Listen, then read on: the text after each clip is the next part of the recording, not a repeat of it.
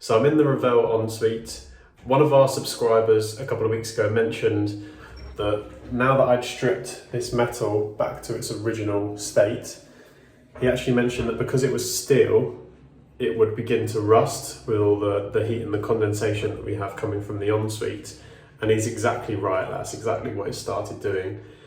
So what I need to do is I need to take some steel wool and just clean back the rust off of the metal. And then we've got a metal lacquer that we're then going to apply, which supposedly prevents it from oxidating and therefore rusting. So we'll give that a go.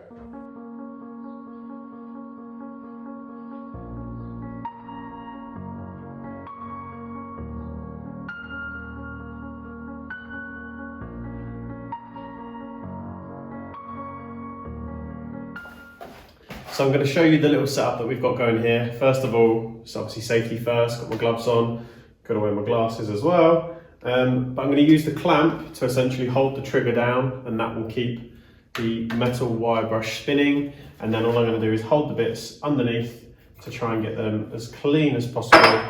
And then we'll give them a spray with the lacquer.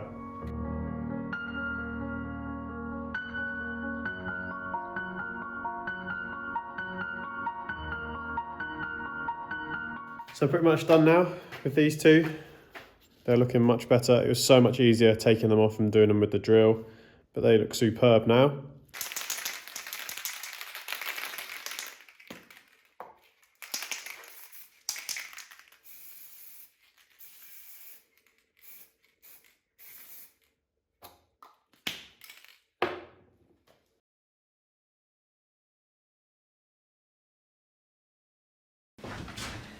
So my pins have arrived, so I'm going to go ahead and get those stuck in. Once they're in, I'm probably going to have to touch up a little bit of paint where the gun has taken some of the paint off, slight touch-ups, and then they're ready to go into Ravel.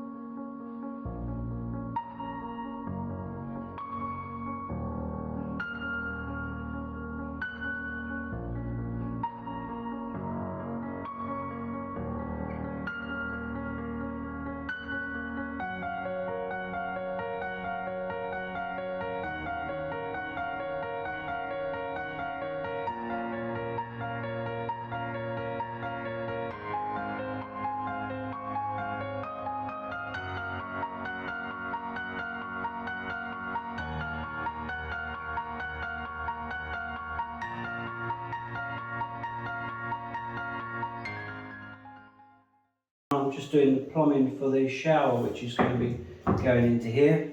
Now, you remember when we took the shower cubicle out, we did have original pipes already feeding this, which the original plan was to use those, but when we investigated them, they were the wrong size for the shower that we're going to be using.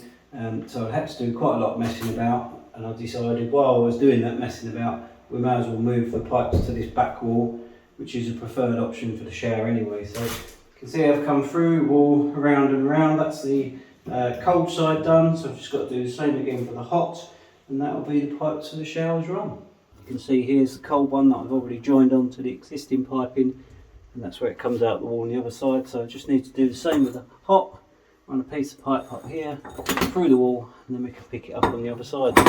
So have a go at doing that.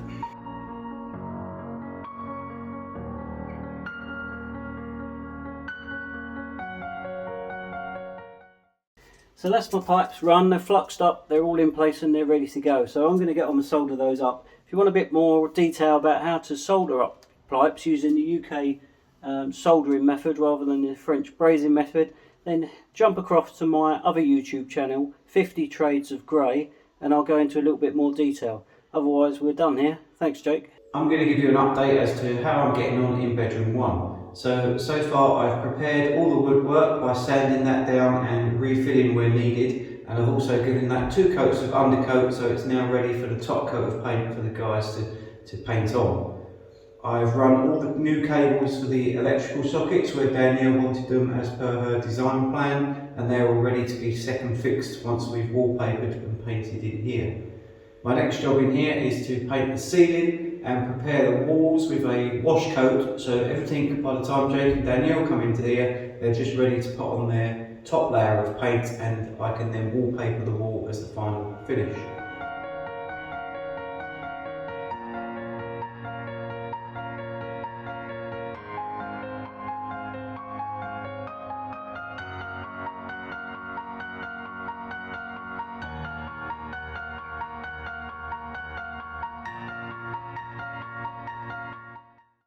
Nicely painted, it's nice now and white, and all the walls have been given a nice whitewash.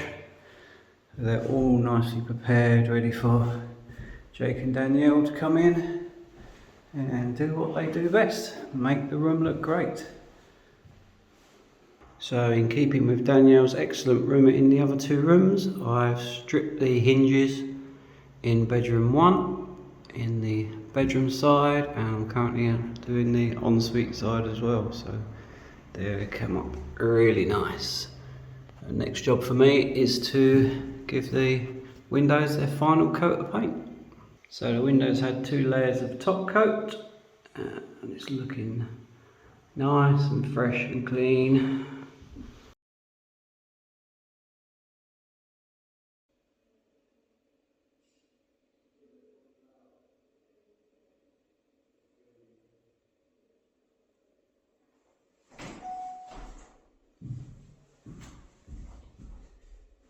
So this morning I'm going to give you a quick demonstration on how to plaster a wall. Now, because we're in France, we're going to be using French products because that's all you can get. So we're going to be using this Lutece or Lutece 2000L. Now this is a slow setting plaster, it gives you about 2 hours of work time. So that's what we're going to be using. I've got a bucket here to mix in. I've got about an inch, maybe an inch and a half of clean cold water in there. So I'm only going to be doing one wall, so I don't need too much.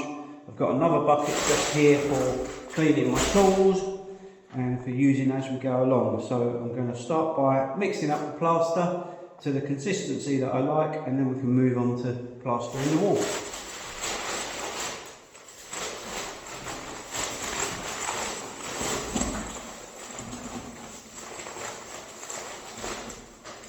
Just tipping the plaster in so it's just coming above the water line. Now I'm going to use my electric mixer to mix that all up, so you might want to turn your telly volume down now.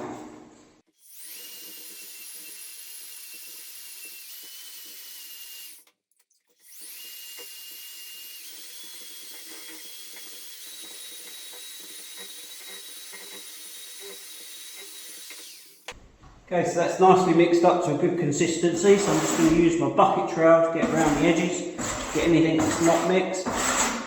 Now what you're looking for here is a sort of a thick Victoria sponge consistency that will just stay on your trowel, but not too thick that it's too hard for you to work with. So I'm quite happy with that consistency, it's nicely mixed in. So we'll move to the next stage of getting that on the wall. So here we are in the ensuite bedroom 1. This is the wall that I'm going to be plastering or skimming over today. Now, regular viewers of our Chateau channel would have seen before that this was a fairly mottled brick wall where we'd taken the tiles back, and I've already plastered it up once, but I'm not happy with the finish. I didn't put enough plaster on there and it's a bit rough and ready, so I'm just going to re-skim that over again, probably up to about this level, try and blend that in with this wall here. So we're looking for around 1 mil, 1.5 mil of plaster on the wall, and then going to get a nice smooth consistency. Because I'm only doing this small section, I'm just going to take my plaster straight out of the bucket. Normally we would have a spot table set up, put the plaster onto there, so it's easier to just feed straight onto my hook. So equipment I'm going to need here is my hook to put my plaster onto, and my laying on trowel to get that on an even and fairly smooth consistency. So let's go. Stage 1 is just to get the plaster on the wall in a fairly even consistency of about 1 mil thick. Make sure it's lump free and of a good consistency. And then put a little bit on your trowel, holding your trowel at an angle, push that up the wall. And then just repeat that again, and then working that around. Really all I'm concerned with at this point is just getting an even consistency of plaster on the wall. Don't worry about this point about getting it too smooth. A lot of the issues with DIY plasterers is that we spend too long trying to get it too smooth too early. At this point we're just trying to get it on the wall in a fairly even layer.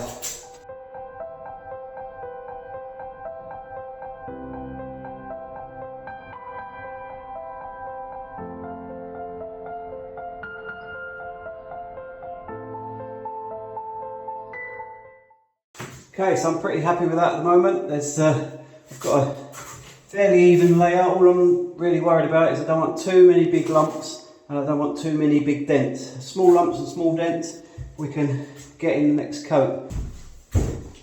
So that's started to go off quite nicely. You can see it's just slightly firm to the touch now, so I'm just going to now use my trowel to get out any large trowel marks, and as I'm going across just fill in any small indentations as well.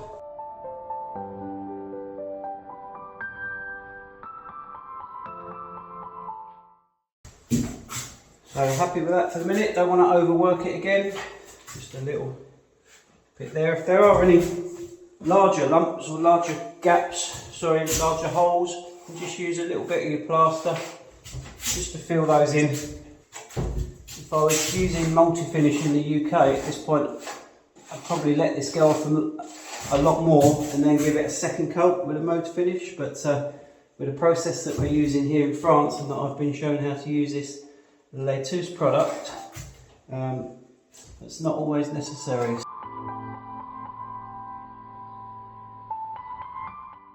So we've left that about half an hour, in which time we've cleaned up our tools, cleaned up our bucket and got everything nice and clear. Now this is nice, it's just starting to go off, it's firm to the touch, so when I touch it, it doesn't really leave a fingerprint mark. So the next thing I'm going to use, stage 3, is a sponge trowel. Now I've never used one of these in the UK, it was only when I came over to France and a French plasterer showed me how to use the Lutece product, that he showed me how to use this sponge. Now but I've been told by a good plastering friend in the UK that they do use these in the UK, but good plasterers I don't think use them, but for me it works really well. So I'm going to show you what I do next. Is I just get my sponge nice and wet in a bucket of water and then just gently wipe that over like you're wiping a surface. Wipe that over the area of plaster, and it gets the plaster nice and wet again. Once I've done about an area of a metre or so, then just take the trowel and just trowel that off. And what's happening there is you're forming like a slurry on top of the plaster, and you can then use that slurry as you work it around. It will fill in any of the tiny indentations that you've got left, and what you should be left with behind is a lovely smooth plaster finish. So I've been over that with my sponge and my trowel, and I've got that as good as I think I can and as I need it to be. Still a few little trowel marks on there just where it's still wet, but as that dries you can just trowel that off again, and the drier it gets the more aggressive you can be with your trowel to remove anything. But in terms of flatness and smoothness and no dinks or lumps and bumps, I'm very happy with that. So I've got one last stage to complete this, and that's with our paintbrush, which we just dip in our water, and then down the edges here I'm just going to run my paintbrush just to get a nice crisp line on right into the corner of the skirting, and then in the corner of the wall again, just run that down there. And again, and as that dries, we can just trail out any of the lines that have been left there. So I hope that's been useful. If you want to see more videos like this, head over to my own YouTube channel, 50 Trades of Grey, where I try and show you many of the things that I attempt to do. Not professional, I just like to do as many trades as I can and I enjoy it. So I hope it's been useful for you. Please leave a comment, let me know what you think.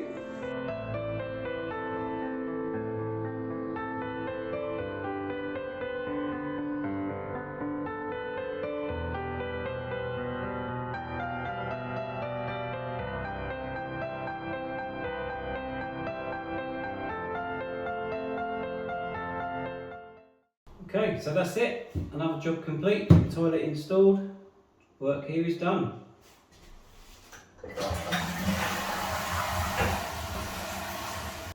So this is what happens when you ask a perfectionist to do a little bit of filling.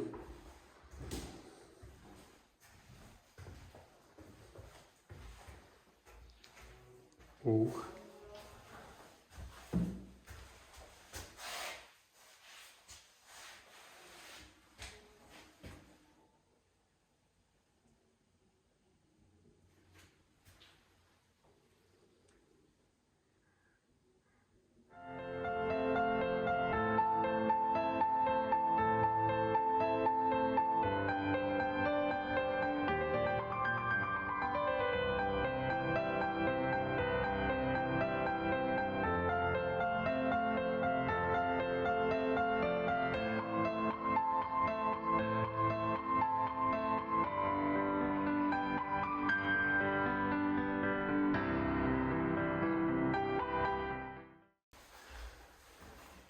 Okay, so I'm going to start by hanging both of the bath towel rails. Danielle would like one at about shoulder height for me, and then one at about waist height as well. So we've got enough towel rails for 2 people.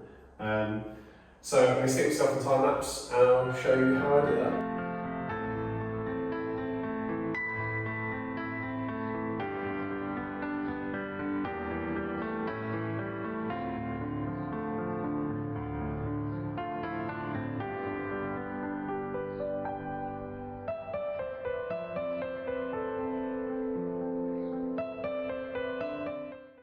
So you wouldn't have heard, but there were many swear words used in the making of the towel rail.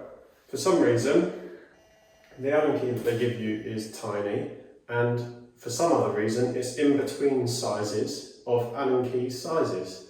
So I couldn't use any of my Allen key attachments for my easy screwdriver. So I had to use this tiny little Allen key to be able to get leverage on the nut that is against the wall. Who designed that? Anyway, another one to do now, so I'll put myself through that on time lapse so you can't hear any of the swear words.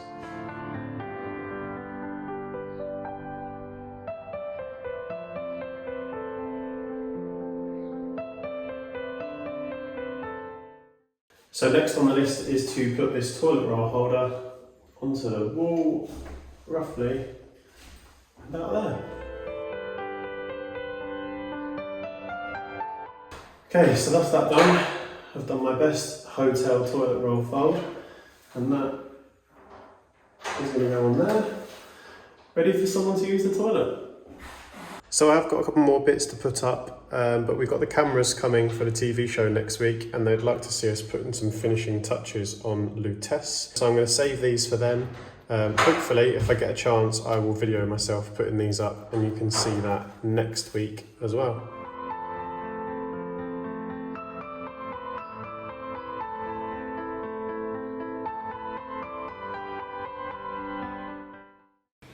You might be able to see that there is sort of both sizes of material, and it can be used reverse. We have decided that because the walls in Lutece are very blue, we thought that the reverse side of the material would be the white side would go onto the bed that we have been that we've ordered to have handmade, and the bluer side would be the chairs. It's a smaller portion of the blue coming out on the chairs and a bigger portion of the white, just so the blue isn't so overpowering.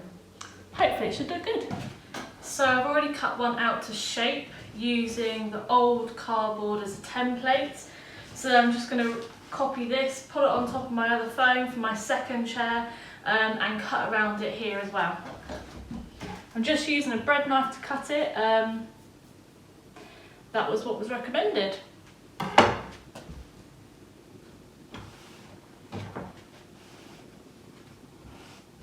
Now with this foam I've got to use quite a sharp or a steep slope to be able to cut it properly.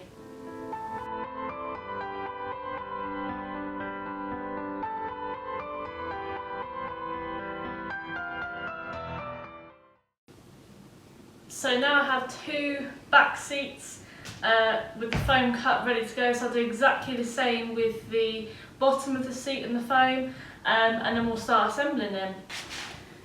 Okay, so the seat was the hardest part to cut, reason being I didn't have a template. Where the old foam had been really squished, it was really difficult to get some sort of template. So what I ended up having to do was cut the seat fabric slightly smaller for a template for my foam, and then I had to navigate around, going around the legs. That was the hardest part I found, but I think it's roughly the right shape. So I'm going to trace this onto the second part of the foam for the second chair, and then all of the foam is done and ready to go. By the way, if you're thinking that the edges that I've cut are terrible, one, you are right. It's really difficult to get it a nice neat cut with a bread knife, but number two, I'm hoping that this sort of Dacron wadding will smooth off those corners and give it less of a bumpy texture. Fingers crossed.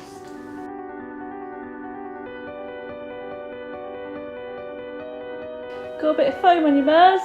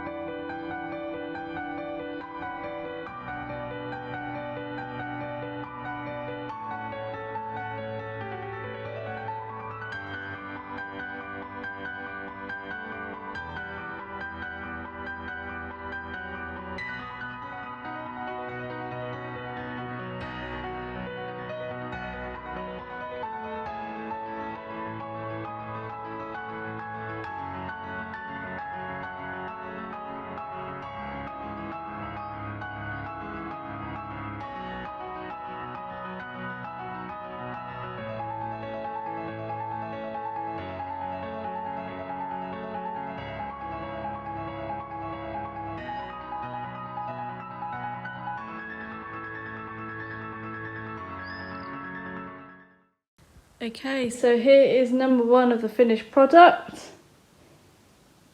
Lutece chair all pinned up.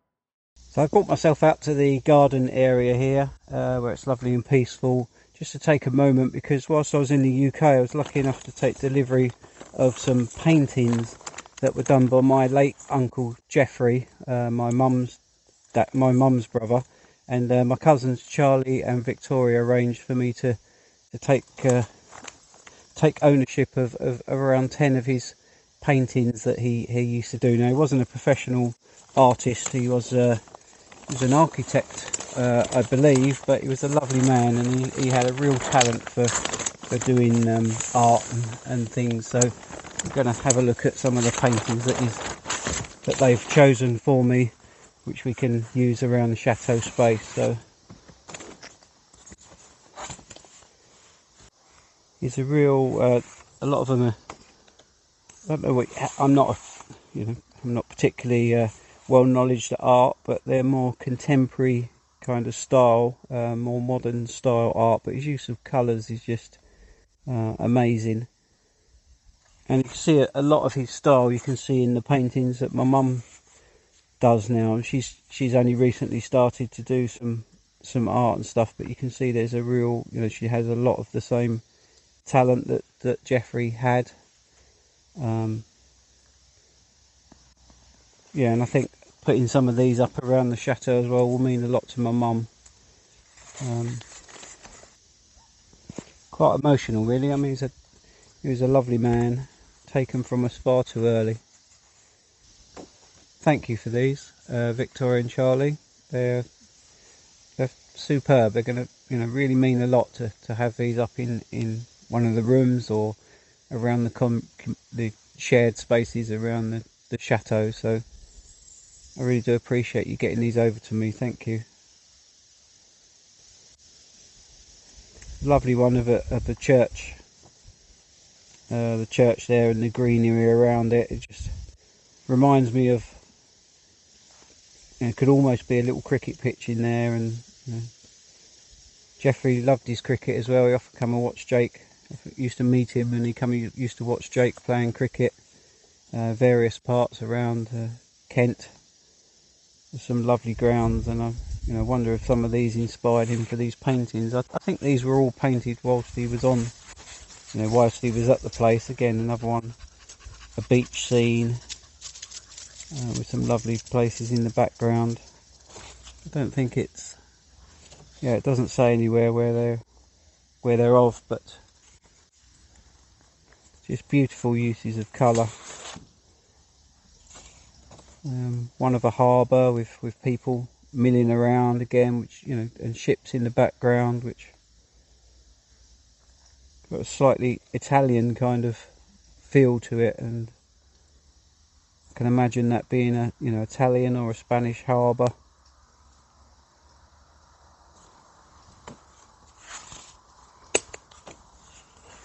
And just again the colours that they use, the greens and the blues, is really going to complement some of the colours that Danielle's used around the chateau and in some of the rooms. So I really hope that she sees a way to find some of these in going into some of the rooms. It will be really nice to give these another, well, let people enjoy them. And as Charlie said, if we hadn't have put them in the chateau, then they may have just been in a loft space in Victoria's or Charlie's houses. So it's going to be great for people to actually see them and enjoy them, and I think that's what Geoffrey would have wanted. So it's quite emotional. I know Mum will find it emotional.